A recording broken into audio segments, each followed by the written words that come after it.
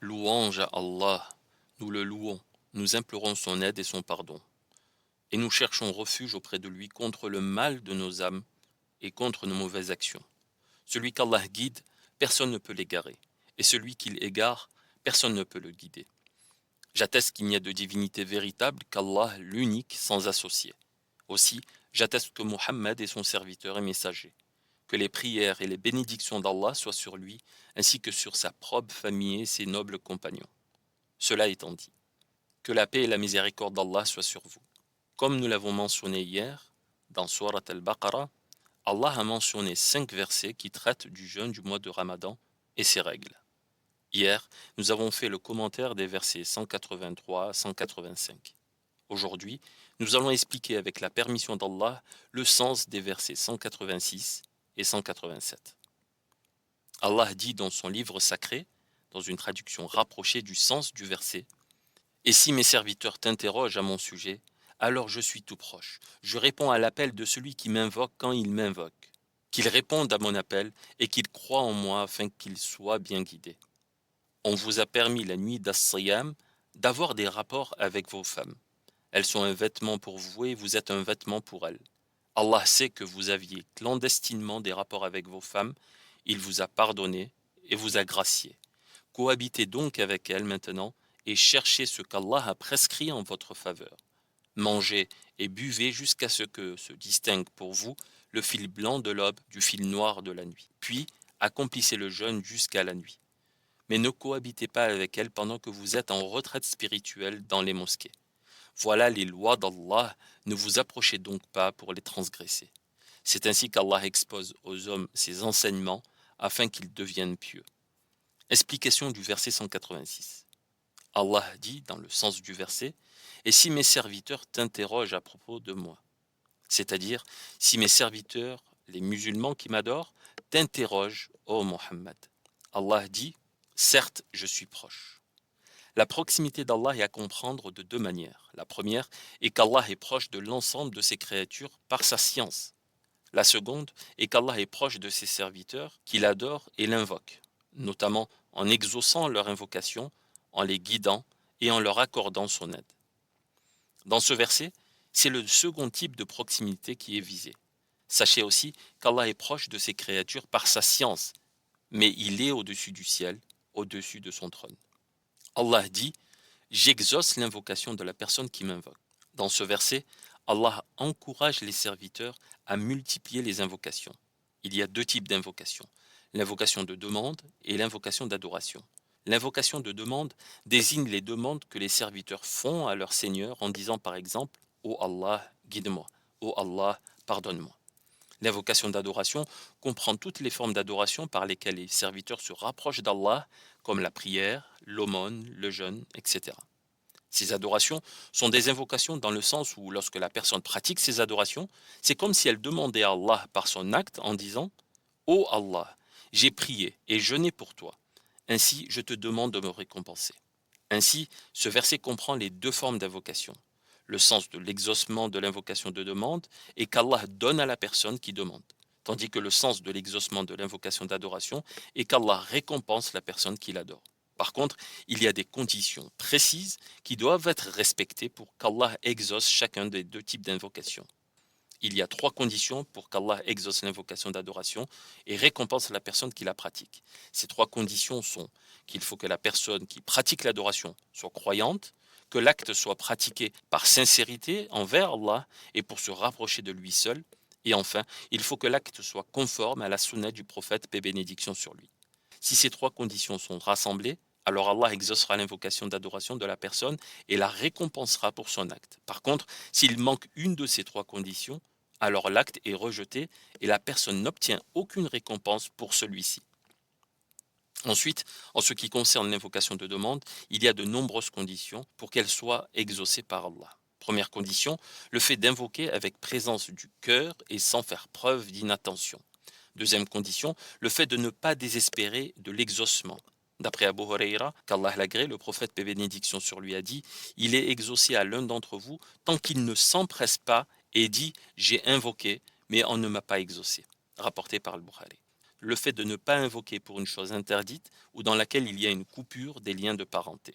D'après Abu Huraira, qu'Allah l'agrée, le prophète, paix et bénédiction sur lui, a dit « Il ne cesse d'être exaucé au serviteur tant qu'il n'invoque pas pour un péché ou une coupure des liens de parenté, et ne s'empresse pas. » Quelqu'un a dit « Que signifie le fait de s'empresser ?» Le prophète, paix et bénédiction sur lui, a dit « C'est le fait qu'ils disent « J'ai invoqué et j'ai invoqué, mais je vois que je n'ai pas été exaucé. » Et alors, il perd espoir et délaisse l'invocation. L'exaucement de l'invocation par Allah ne signifie pas forcément qu'Allah donne à la personne ce qu'elle lui a demandé. L'exaucement de l'invocation peut prendre trois formes, comme le montre le hadith suivant. D'après Abu Sa'id al-Khudri, qu'Allah l'agrée, le prophète, paix et bénédiction sur lui, a dit « Il n'y a pas un musulman qui fait une invocation dans laquelle il n'y a pas de péché ou de coupure des liens de parenté, sans qu'Allah ne lui donne une des trois choses. Soit il lui donne ce qu'il a demandé, soit il retarde l'exaucement pour lui dans l'au-delà, soit il le préserve d'un mal équivalent à ce qui a été demandé. » Allah dit ensuite « Ainsi qu'ils répondent à mon appel et qu'ils croient en moi, et alors ils seront dans la droiture. » C'est-à-dire qu'ils appliquent les ordres d'Allah, s'écartent de ses interdits et complètent leur foi en lui. Et c'est ainsi qu'ils seront sur la bonne voie et la guider. En effet, lorsque le serviteur d'Allah applique les ordres de son Seigneur, Allah lui accorde la science bénéfique par laquelle le serviteur pourra différencier le vrai du faux. Allah dit dans Surat Al-Anfal, verset 29, « Ô vous les croyants, si vous pratiquez la taqwa d'Allah, il vous donnera un discernement. » Cheikh As-Sa'di, qu'Allah lui fasse miséricorde, dit « Il y a dans ce verset une allusion à propos des causes qui entraînent l'exaucement des invocations. Ces causes se reposent sur la foi en Allah et sur le fait de parfaire la soumission envers lui en appliquant ses ordres et en s'écartant de ses interdits. Il y a également dans ce verset une allusion à propos des causes qui empêchent l'exaucement des invocations. Ces causes sont le fait de ne pas compléter et parfaire la foi en Allah, ainsi que de délaisser la soumission envers Allah. Ainsi, le fait de manger des choses interdites et de commettre des péchés sont des causes qui empêchent l'exaucement des invocations. Remarque. Quelle est la sagesse pour laquelle Allah a mentionné ce verset sur l'invocation au milieu des versets sur le jeûne? La sagesse derrière cela est qu'Allah a voulu mettre en évidence que le mois de Ramadan est un mois d'invocation, un mois durant lequel les invocations sont proches de l'exaucement. Ainsi, le jeûneur doit multiplier les invocations durant le jeûne et en particulier au moment de la rupture du jeûne et à la fin du mois. Explication du verset 187. Allah dit dans Surat Al-Baqarah « Il vous a été permis d'avoir des rapports intimes avec vos femmes durant la nuit du jeûne. Elles sont un vêtement pour vous et vous êtes un vêtement pour elles. Allah sait que vous trompiez vos propres personnes, mais il s'est repenti envers vous et vous a pardonné. Maintenant, ayez des rapports avec elles et recherchez ce qu'Allah a écrit pour vous. Et mangez et buvez jusqu'à ce que vous apparaisse clairement le fil blanc du fil noir de l'aube, puis complétez le jeûne jusqu'à la nuit. Et n'ayez pas de rapport avec elles pendant que vous êtes en retraite spirituelle dans les mosquées. Voilà les limites d'Allah, ne vous en approchez pas. C'est ainsi qu'Allah expose aux hommes ces signes afin qu'ils pratiquent la taqwa. » Explication du verset. Allah dit « Il vous a été permis d'avoir des rapports intimes avec vos femmes durant la nuit du jeûne. » Le début de ce verset montre qu'Allah a permis aux époux d'avoir des relations intimes durant les nuits du mois de Ramadan qui précèdent des journées de jeûne.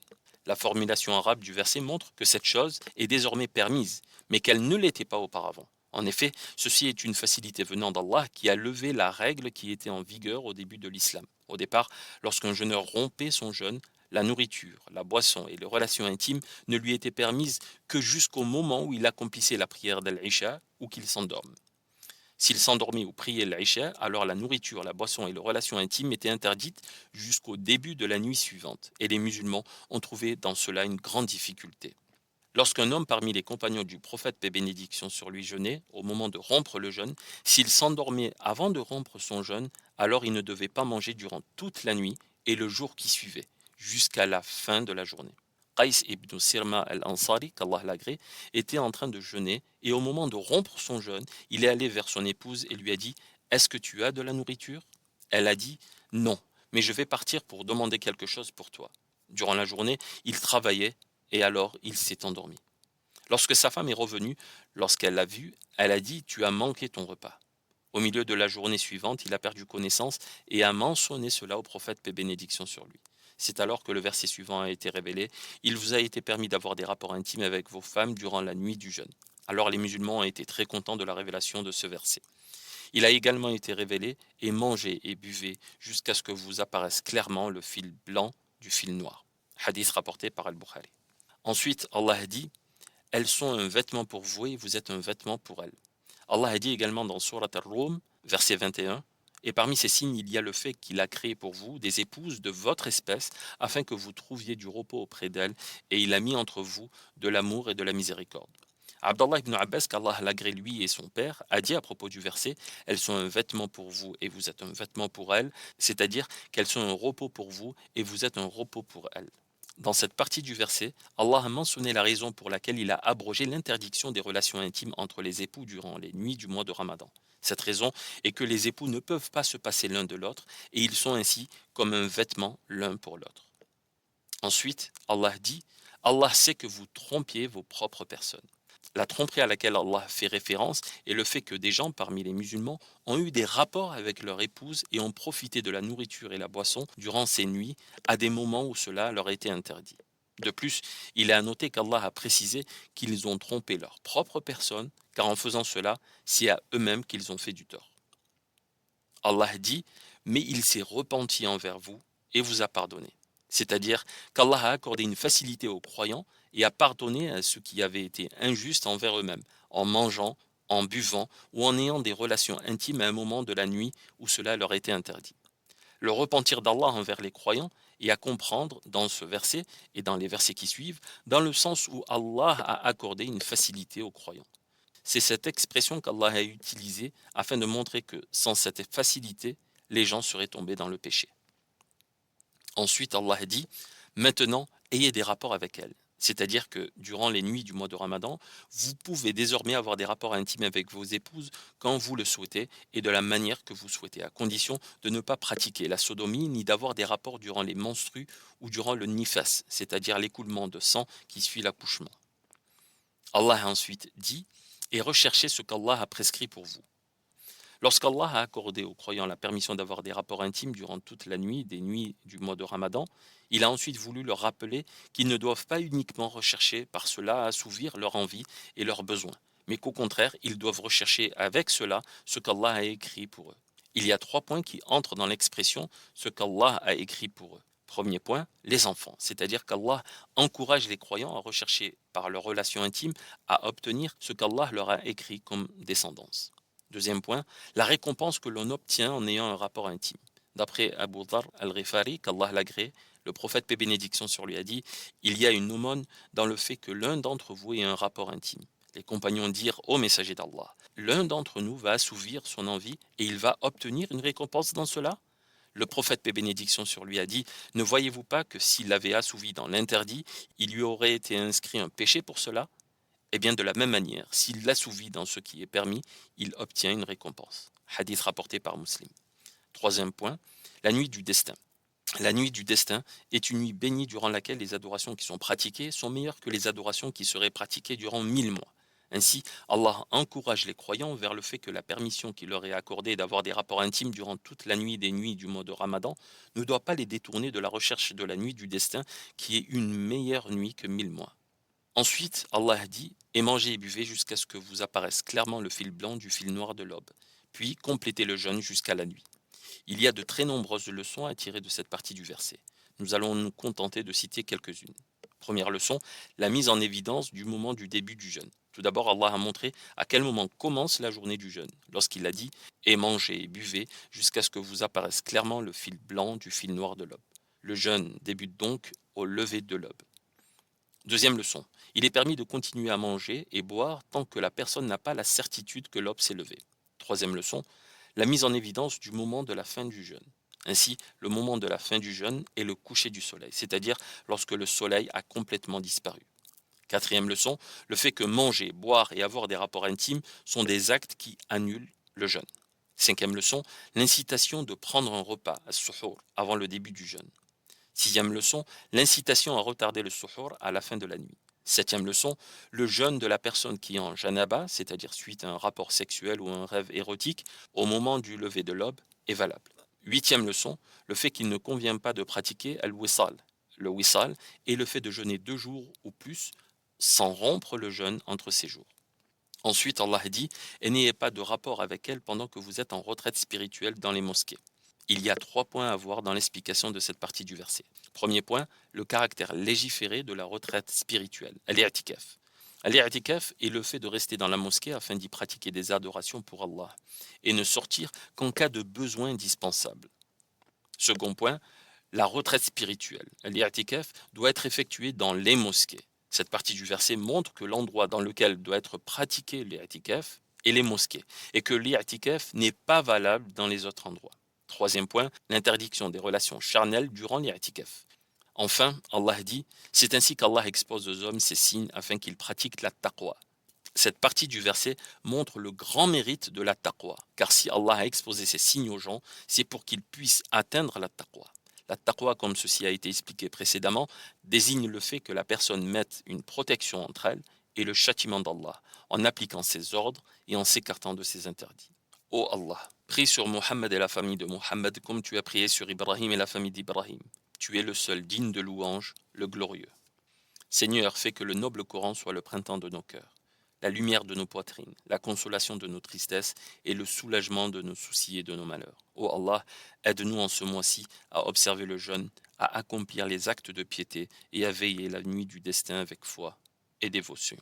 Ô Allah, fasse que nous soyons au nombre des affranchis de l'enfer durant ce mois béni.